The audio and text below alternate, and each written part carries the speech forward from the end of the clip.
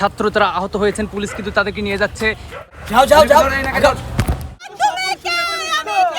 কোটা না মেধা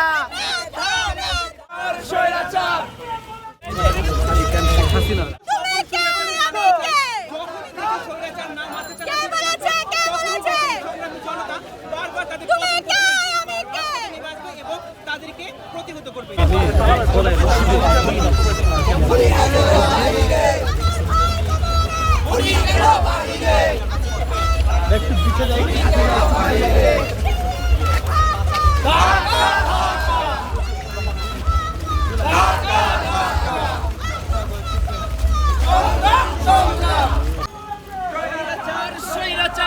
ফার্মগেট এলাকায় এই শিক্ষার্থীকে আন্দোলনরত অবস্থায় পুলিশ গুলি করে মেরে ফেলেছে।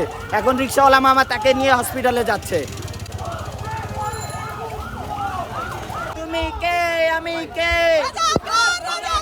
কে বলেছে কে বলেছে স্বৈরাচার স্বৈরাচার তুমি কে আমি কে রাজাকার রাজাকার কে বলেছে কে বলেছে স্বৈরাচার স্বৈরাচার না, আমরা থামাবো না যতক্ষণ পর্যন্ত না আমরা বিজয় না হব, ততক্ষণ পর্যন্ত আমরা এই আন্দোলন থামাবো না।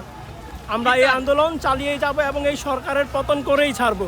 আমাদের 9টা দফা ছিল, 9টা দাবি ছিল, কিন্তু তারা আমাদের সেই রক্ত জড়িয়েছে, আমাদের ছাত্র ভাইদেরকে হত্যা করেছে। এখন আমাদের এক দফা এক দাবি, এই শেখ হাসিনার পদত্যাগ করতে হবে, নয়তো আমরা এই আন্দোলন থামাবো না।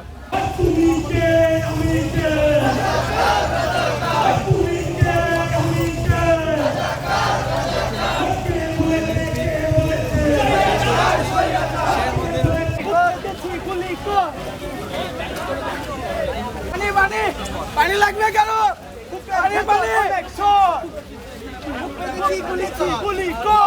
বিপ্লবের দ্বিতীয় বর্ষবার্ষিকী পালন করছি। আজকের এই দিনটি আমাদের বাংলাদেশের জন্য একটা ঐতিহাসিক দিন।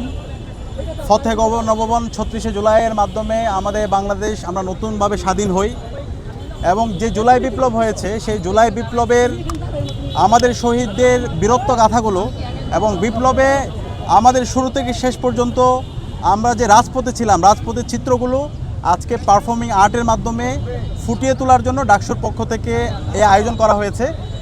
জুলাইয়ে যখন আমরা রাজপথে যেতাম, সেই রাজপথে আমাদের বোনরা সবার সামনে থাকতো। তো সেই বোনরা কীভাবে আমাদেরকে সাহস জুগিয়েছে সেটা আমরা আজকে আমাদের পারফর্মিং আর্টের মাধ্যমে তুলিয়ে ধরবো। 16 জুলাই আবু সাইদ, আমাদের শহীদদের ইমাম, শহীদ ওয়াসিম, শহীদ ফয়সাল আহমদ শান্ত সহ আমাদের 6 জন ভাইকে শহীদ করা হয়। তাদের শাহাদাত সেটাও আমরা পারফর্মিং আর্টের মাধ্যমে তুলে ধরবো।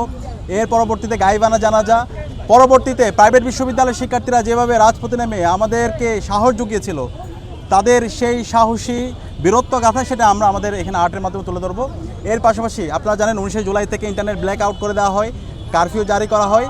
সেই সময়ে খুনি হাসিনা হেলিকপ্টার থেকে গুলি করে আমাদের ছোট রিয়াগুপকে শহীদ করেছিল এবং এই বিপ্লবে আপনারা জানেন রিয়াগুপ থেকে শুরু করে 133 জন শহীদ হয়েছিল।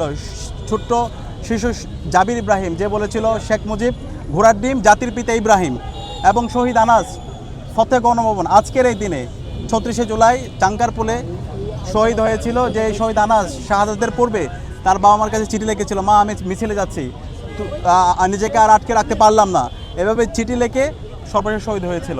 তো এইভাবে সকল শহীদদের বীরত্ব গাথাগুলো আমরা আমাদের পারফর্মিং আর্টের মাধ্যমে ফুটিয়ে তুলব।